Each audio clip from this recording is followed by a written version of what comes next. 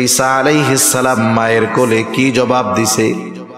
খ্রিস্টানেরা বলে ঈসা হলো আল্লাহর সন্তান, আর ঈসা আলাইহিস সালাম বলেন ইন্নী আবদুল্লাহ আতানিয়াল কিতাবা ওয়া জাআলানি নাবিয়্যা। বলে আমি হলাম আল্লাহর বান্দা। ইন্নী আবদুল্লাহ, কার বান্দা? আমি আল্লাহর বান্দা। যারা পরিপূর্ণ গোলাম হয় এরা দামি। গোলাম মানে কি জানেন? গোলাম মানে হইল যার ইচ্ছাটাও নিজের ইচ্ছায় চলবে না। আমার ইচ্ছাটাও হবে কার ইচ্ছাধীন? আল্লাহর ইচ্ছাধীন। এটা হলো আসল গোলাম। সে নিজেকে পরিপূর্ণ আল্লাহ তাআলার সামনে সমর্পণ করে দিবে। এর দাম বেশি। গোলাম হইলে দাম বেশি, আজাদ হইলেই যে দাম তা না। যেমন আকাশে এক ঝাঁক বক উড়ে যাইতেছে, বক, অনেকগুলা বক। এক বন্ধু আর এক বন্ধুকে বলতেছে, দোস্ত বকগুলা দেখছো? বলে হ্যাঁ দেখছি, খাইতে খুব মজা লাগে তো বকের গোশত। বলে তোমার কাছে এই আকাশে ওই জায়গায় 1000 খানিক বক হবে, তোমারে আমি বেচা দিলাম, এর দাম আমারে 500 টাকা দাও। 1000 বক সব তোমারে দিয়ে দিলাম, আকাশে যেই কয়টা আছে। কোন বলদে 500 টাকা কেন? 5 টাকা দিব? 5 টাকা দিয়াও ওই আজাদ বক কিনবে না। আপনি যদি খাঁচায় বন্দি করে একটা বক নিয়ে আসেন যে ধরো এইটা 500 টাকা দাও, বাজারে উঠাবেন দেখবেন সিরিয়ার লেগে যাবে। যদি বড় সড়ো হয় 1000 টাকা দিয়ে কেনার লোক পাওয়া যাবে। এই জন্য আজাদ স্বাধীন হইলেই দামি হয় না, বরং কেউ যদি আল্লাহর গোলাম হতে পারে, গোলামের খাঁচায় আবদ্ধ হতে পারে, তাহলে আল্লাহ তাআলার কাছে দামি হয়ে যায়। দুনিয়া আখিরাতে আল্লাহ তাআলা তাকে দামি বানায়া দেয়। আল্লাহ রাব্বুল আলামিন বলেন লাইলাম মিনাল মসজিদিল হারামি ইলাল মসজিদিল আকসা। তার বান্দাকে তিনি রাত্রিকালীন সফর করিয়েছেন মসজিদুল হারাম থেকে মসজিদে আকসা পর্যন্ত। আমি দুইটা বিষয় মূলত আপনাদের খেদমতে কিছু কথা বলতে চাই। একটা হলো নবীজির মেরাজ সংক্রান্ত, দ্বিতীয়টা হলো মসজিদুল আকসা সংক্রান্ত। কারণ মেরাজের সাথে মসজিদুল আকসার সাথে বড় একটা সম্পর্ক আছে। আর এই সময়ে ফিলিস্তিনের মাজলুম মুসলমানদের উপরে ওই বর্বর ইসরায়েলিরা যেই জুলুম অত্যাচার নির্যাতন চালাচ্ছে, তাদেরও মূল টার্গেট হলো এই মসজিদুল আকসা। আমরা অনেক সময় ভাবি যে ইহুদিরা মনে হয় এই যুদ্ধটা করতেছে, অনেক উদ্দেশ্য আছে। না না, গোটা দুনিয়ার ইহুদিরা একজনের আগমনের অপেক্ষায় আছে। বলেন তো তার নাম আপনাদের জানা আছে? কি বলেন তো তার নাম? দাজ্জালের আগমনের অপেক্ষায় আছে। দাজ্জাল কখন আসবে? ওদের মন গড়া কিছু কাহিনী আছে, ঘটনা আছে, গল্প আছে, যেগুলো নিজেদের বানানো। ওরা একটা গল্প বানাইছে যে বর্তমান মসজিদুল আকসা, যেটা বাইতুল মুকাদ্দাস, মসজিদুল আকসা, এগুলো একটা থেকে আর একটা পৃথক না, এগুলো সব একসাথে।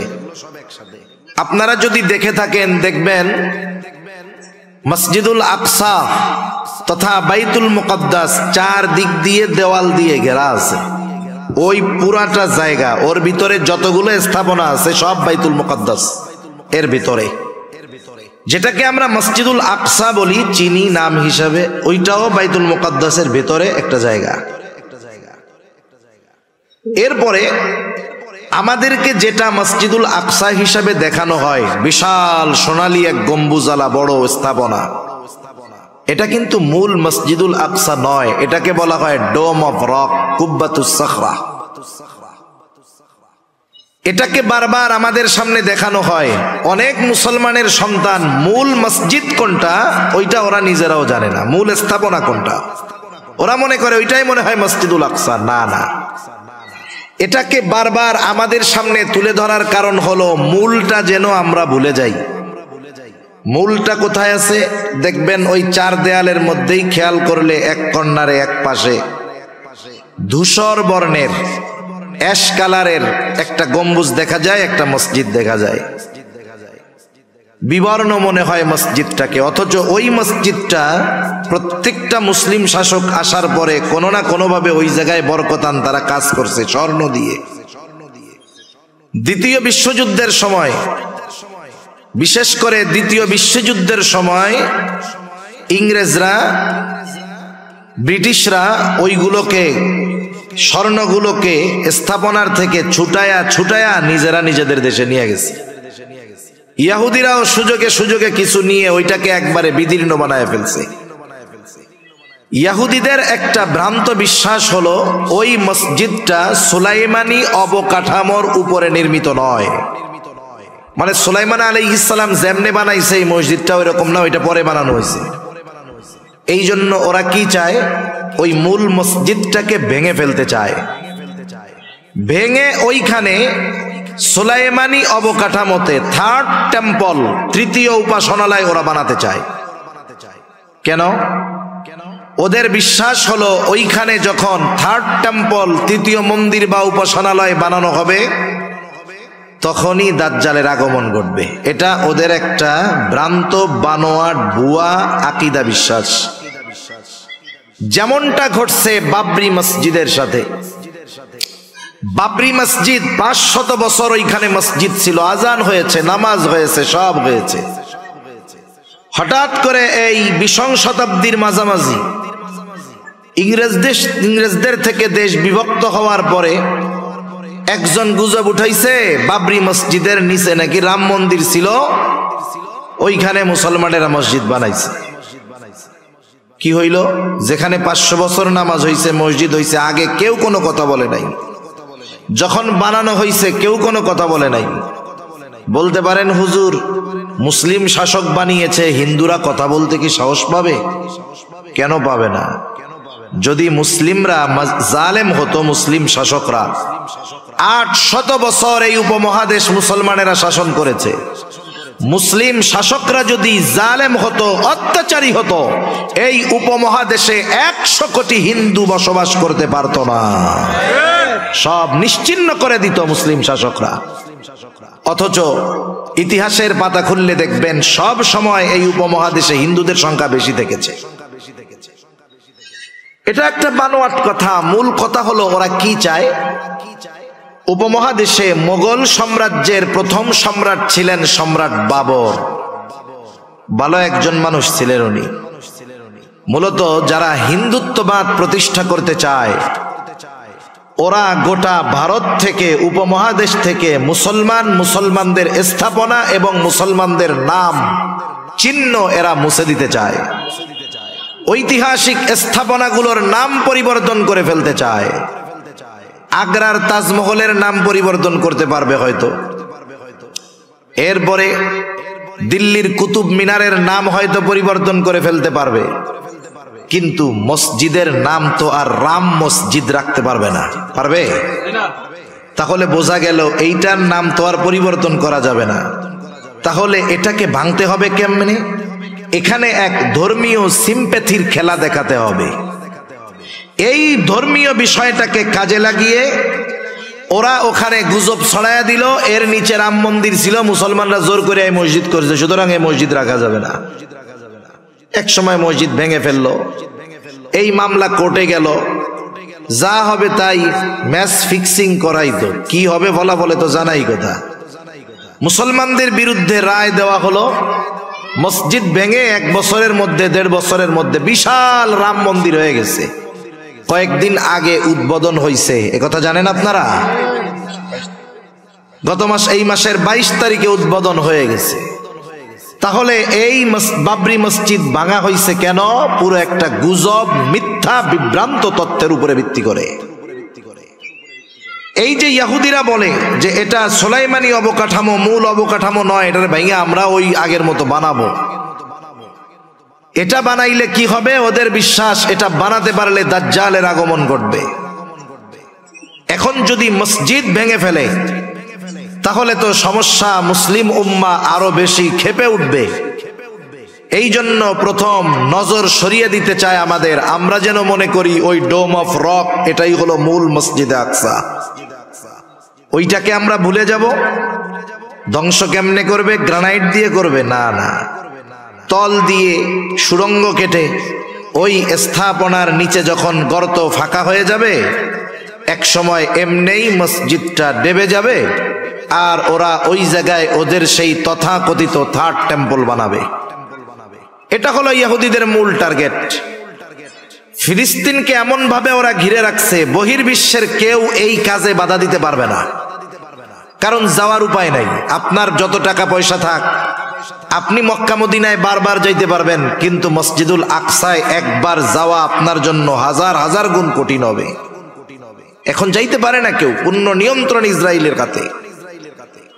তা এখন বাধা কারা দিবে? যারা ওই ফিলিস্তিনের এরিয়ার মধ্যে আছে, যারা আওয়াজ তুলবে তাদেরকে শেষ করে ওই নির্মাণকে ভেঙে ওই জায়গায় থার্ড টেম্পল করতে হবে, এটাই ওদের মূল উদ্দেশ্য। এখন বলেন, ওরা যেই উদ্দেশ্য হাসিল করতে চায়, গোটা মুসলিম উম্মার দেহে এক বিন্দু রক্ত থাকা পর্যন্ত তাদের এই অপকর্ম সংগঠিত করার সুযোগ দেওয়া যাবে না। দেখবেন, মক্কা হলো বর্তমান দুনিয়ার সবচাইতে মর্যাদাপূর্ণ জায়গা। এই বাইতুল্লাহর ব্যাপারে ইহুদি খ্রিস্টান কোনোদিন বলবে না এটা আমাদের, এটা কোনোদিন বলবে না। মদিনার ব্যাপারেও ওরা বলবে না যে এটা আমাদের, কোনোদিন বলবে না। কিন্তু বাইতুল মুকাদ্দাস এটা এমন একটা জায়গা, এইখানের দাবিদার যেমন খ্রিস্টানেরা, এই জায়গার দাবিদার ইহুদিরা, এই জায়গার দাবিদার মুসলমানেরা। এবং ঐতিহাসিকভাবে বাস্তবতা হলো বাইতুল মুকাদ্দাসের সর্বোচ্চ অধিকার মুসলমানদের, এ ব্যাপারে কোনো সন্দেহ নাই। এজন্য মক্কা মদিনার পরে তৃতীয় পবিত্র স্থান হিসাবে প্রত্যেকটা মুসলমানের অন্তরে মসজিদুল আকসার মোহাব্বত, বাইতুল মুকাদ্দাসের মোহাব্বত থাকার দরকার আছে না নাই? এই জন্য এই মসজিদ সম্পর্কে কয়েকটা কথাও আমি আপনাদের খেদমতে বলবো ইনশাআল্লাহ। তাহলে আল্লাহ রাব্বুল আলামিন বললেন, মিনাল মসজিদিল হারামি ইলাল মসজিদিল আকসা, তিনি তার বান্দাকে মসজিদুল হারাম থেকে মসজিদে আকসা পর্যন্ত সফর করাইলেন, রাত্রিকালীন ভ্রমণ করাইলেন। এটা হলো ইসরা, যেই ভ্রমণটা জমিন থেকে জমিনে হয়েছে। মসজিদুল আকসার ব্যাপারে আল্লাহ তাআলা বলেন, আল্লাযী বারাকনা হাওলাহু, আল্লাহ তাআলা বলেন আমি ওই মসজিদুল আকসার চতুর্পাশকে বরকতময় করেছি। এই জন্য বাইতুল মুকাদ্দাস এটা হলো বরকতময় জায়গা। কেন আল্লাহ তাআলা এই সফর করাইলেন? বলে, লিনুরিয়াহু মিন আয়াতিনা, আমার বান্দাকে আমার নিদর্শন সমূহ দেখানোর জন্য এই সফরটা আমি করাইলাম। নিদর্শনগুলা কি? আমি আর ওই দিকে যাব না, যেহেতু মসজিদুল আকসা নিয়ে কিছু কথা বলার নিয়ত পেশ ইচ্ছা করেছি। তাহলে মসজিদুল আকসা তথা বাইতুল মুকাদ্দাস এক নম্বরে বরকতময় ভূমি, বরকতময় স্থান, বরকতময় স্থাপনা। বলেন তো এই ঘোষণাটা কার? দুই নম্বর, আল্লাহ তাআলা জানায় দেন এই বাইতুল মুকাদ্দাস হলো পবিত্র ভূমি।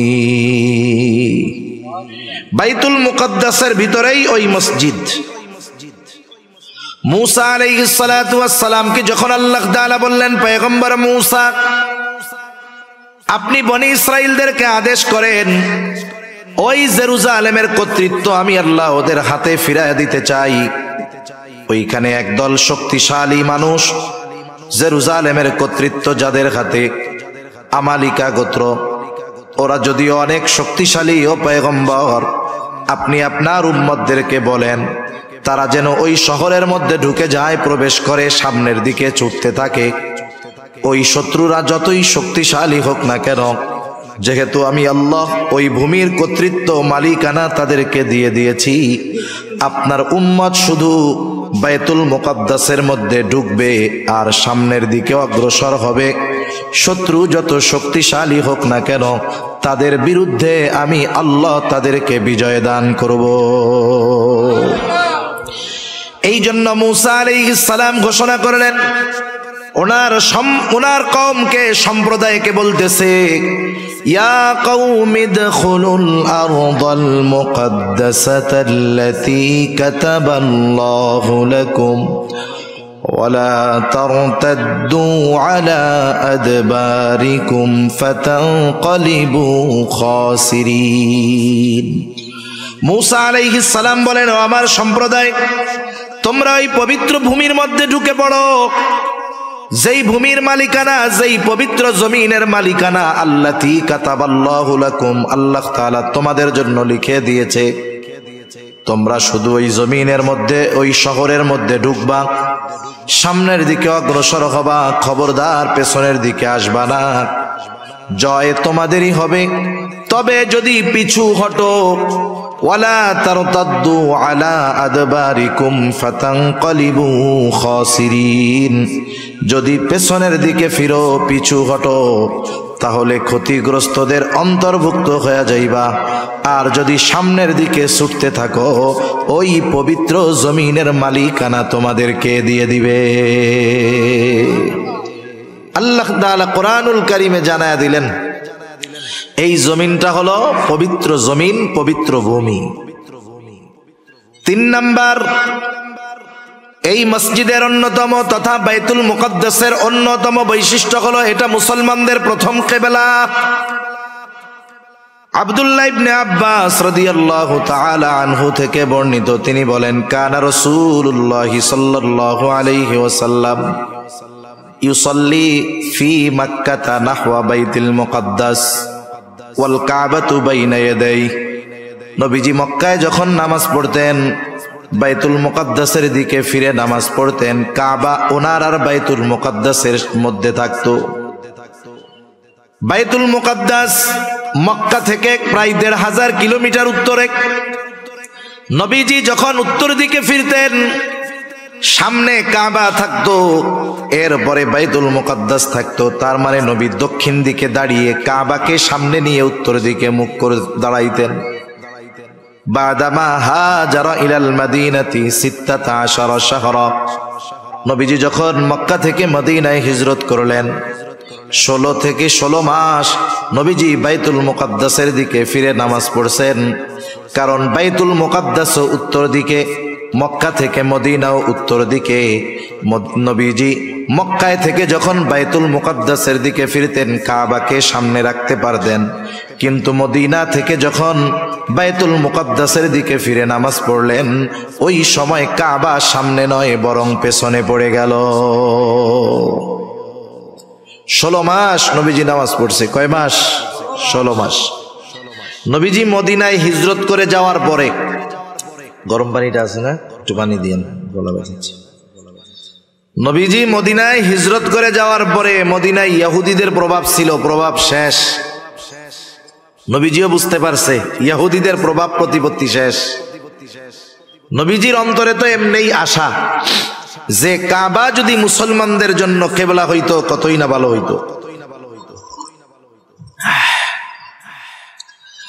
নবীজি একদিন নামাজ পড়তেছেন,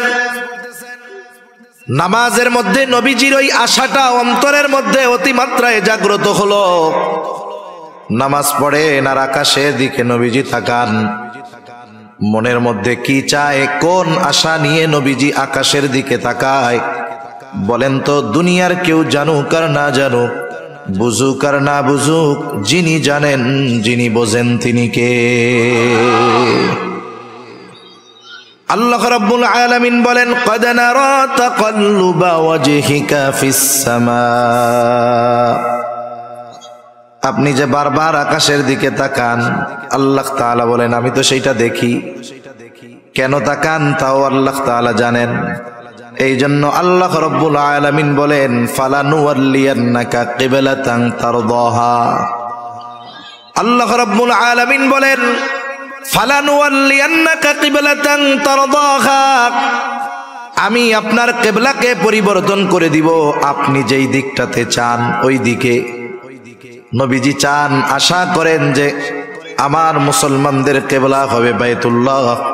আল্লাহ তাআলা বলেন, আপনার কিবলা আমি পরিবর্তন করে দিব যে দিকটা আপনি চান। নামাজ হইছে 2 রাকাত।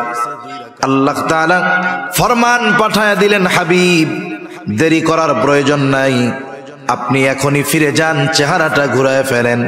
ফাওয়াল্লি ওয়াজহাকা শাতরাল মসজিদিল হারাম, আপনি আপনার চেহারাটা মসজিদুল হারামের দিকে ঘুরায় নেন। বাকি 2 রাকাত নামাজ নবীজি ওই জায়গায় পড়লেন। 2 রাকাত হলো বাইতুল মুকাদ্দাসের দিকে, 2 রাকাত হলো বাইতুল্লাহর দিকে, কাবার দিকে। যেই জায়গায় পড়ছেন এই ঘটনাটা নবীজির সাথে ঘটছে, ওই জায়গাটায় এখন একটা মসজিদ, নাম হলো মসজিদু কিবলাতাইন। আস্তে আস্তে খবর ছড়ায় গেছে, এক অঞ্চলে খবর পৌঁছাইছে ফজরের সময়, তারা 1 রাকাতে পড়তেছে, রুকুর মধ্যে আরেকজন খবর দিছে, সাথে সাথে ওই বাকি নামাজ তারা ফিরা আর ওই বাইতুল্লাহর দিকে পড়া শুরু করছে। এইখানে একটা মসজিদ হয়েছে, মসজিদু কিবলাতাইন। হজ উমরার সফরে যখন যাওয়া হয়, যারা গিয়েছেন ঐতিহাসিক স্থাপনাগুলো যখন দেখাইতে নিয়ে যায়, এই জায়গাটাতেও নেওয়া হয়। এখন তো কাবার দিকে ফিরা মেহরাব, কিন্তু বের হওয়ার সময় যখন দরজার উপরের দিকে তাকাইলে দেখা যায় জায়নামাজের মতো একটা চিহ্ন দেওয়া আছে, বোঝানোর জন্য যে আগে কেবলাটা এদিকে ছিল। তাহলে এই বাইতুল মুকাদ্দাস মসজিদুল আকসা এর সাথে আমার আপনার নবীজির কমপক্ষে 16 মাসের ইবাদতের সম্পর্ক রয়েছে।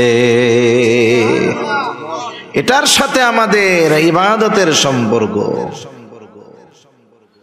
এটা হলো পৃথিবীর দ্বিতীয় মসজিদ। আবু যার গিফারি রাদিয়াল্লাহু তাআলা আনহু নবীজি সাল্লাল্লাহু আলাইহি ওয়াসাল্লামকে জিজ্ঞাসা করতেছেন, আইয়ু মসজিদিন উদিয়া ফিল আরদি আউওয়ালা, পৃথিবীর সর্বপ্রথম মসজিদ কোনটা? নবীজি বলেন, আল মসজিদুল হারাম। মসজিদুল হারাম হলো পৃথিবীর প্রথম মসজিদ।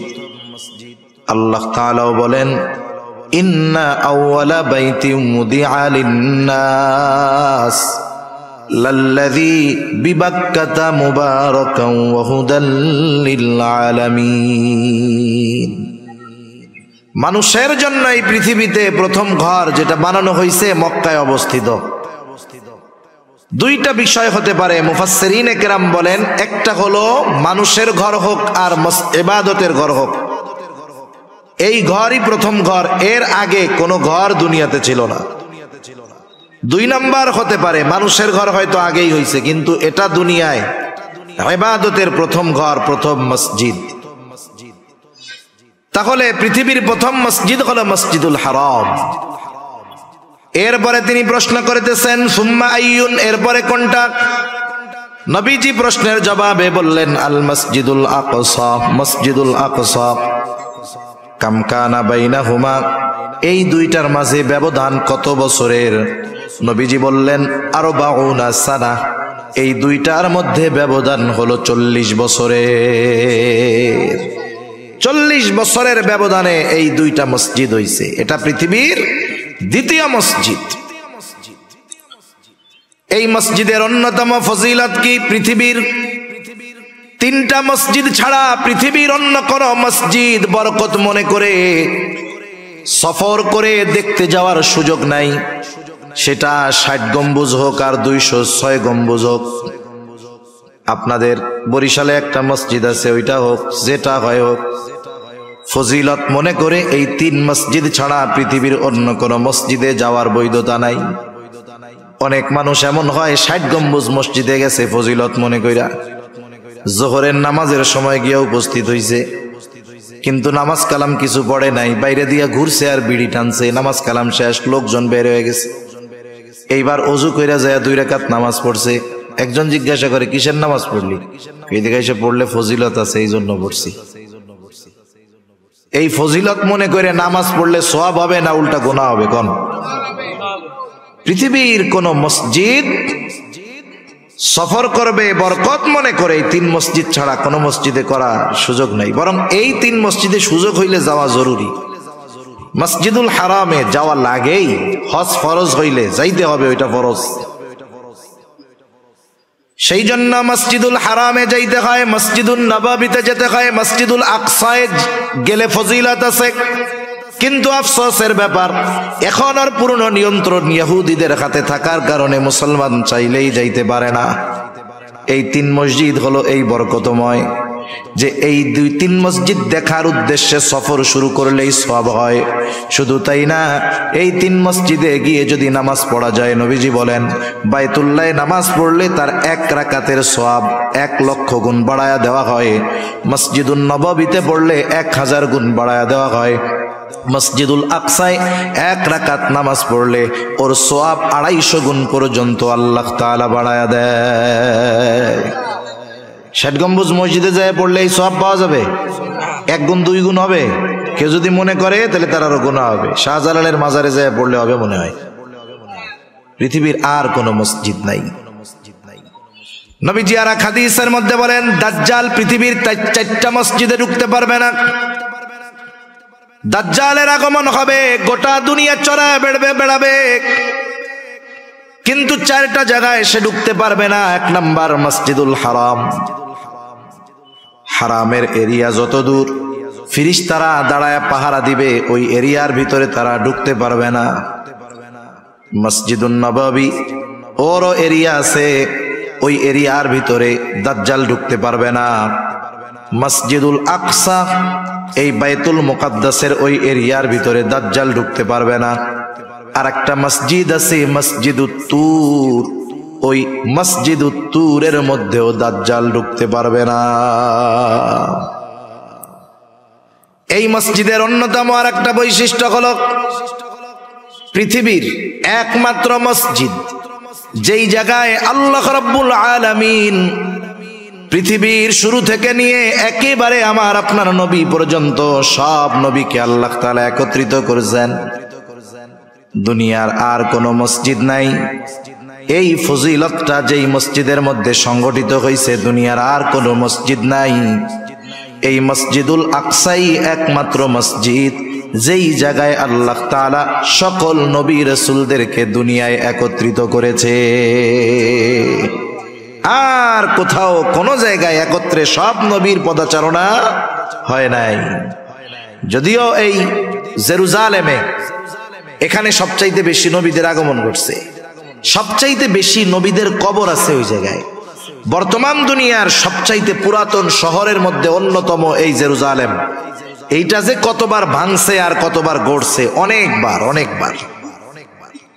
সেজন্য এই মসজিদের সাথে মুসলমানদের হৃদয়ের ঈমানের আমলের সম্পর্ক আছে না নাই? আমি আলোচনাটা বেশি লম্বা করি নাই, কারণ আরো কিছু কথা বলবো তো এই জন্য। এখন নবীজি আসলেন মসজিদুল আকসায়। ওইখানে একটা পাথর ছিল, বাহন বাঁধার পাথর। যেই নবী ওইখানে আসছেন উনি তার সাওয়ারি ওই জায়গায় বাঁধছেন। ইংলিশ আধুনিক ভাষায় পার্কিং। নবীজি ওনার বাহনকে ওই জায়গায় বাইধা রাখছেন। এবার ওযু করলেন, ওযু কইরা নবীজি 2 রাকাত নামাজ পড়লেন।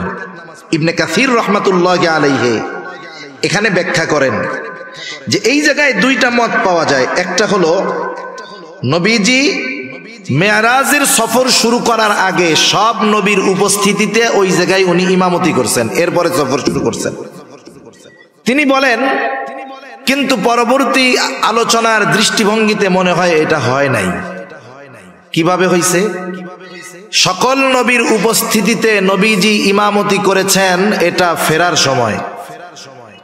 যাওয়ার সময় যদি ইমামতি করতেন তাহলে প্রত্যেক আসমানে যখন উঠছেন জিব্রাইল প্রত্যেক নবীর সাথে পরিচয় করায়া দিছে, তাহলে পরিচয় তো আগেই হয়ে গেছে, নতুন করে করায়া দেওয়ার দরকার কি ছিল? কথা বুঝেন নাই?